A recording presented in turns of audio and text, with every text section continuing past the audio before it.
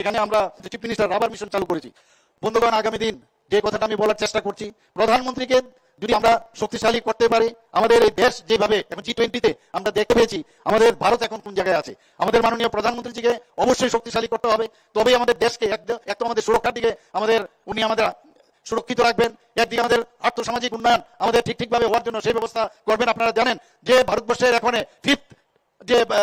Fifth position আছে অর্থনৈতিক অবস্থা, তৃতীয় স্থানে যাওয়ার জন্য চেষ্টা করছেন মাননীয় প্রধানমন্ত্রীজি। তো আগামী দিন এই দেশকে যদি বাঁচাতে হয় তাহলে প্রধানমন্ত্রীর হাত শক্তিশালী করতে হবে। প্রধানমন্ত্রীজি আমাদের 370 বলেছেন এবং আমাদের অ্যালাইড যারা পার্টনার আছেন তাদেরকে নিয়ে কত সিটের আসন সংখ্যা বলেছেন 400।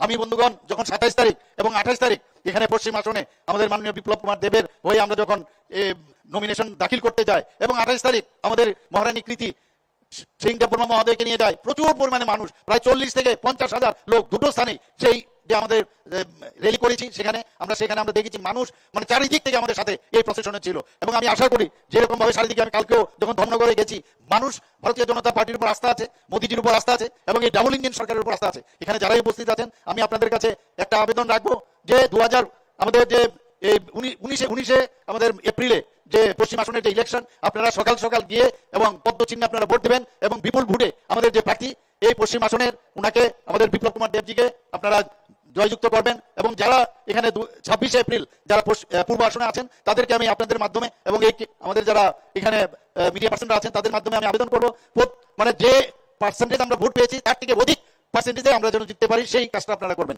এখানে আমি আর বেশি কিছু বলছি না। সবাইকে আমি আমার এখানে এতক্ষণ ধরে উপস্থিত থাকার জন্য হার্দিক অভিনন্দন ও শুভেচ্ছা জানিয়ে আমি আমার বক্তব্য শেষ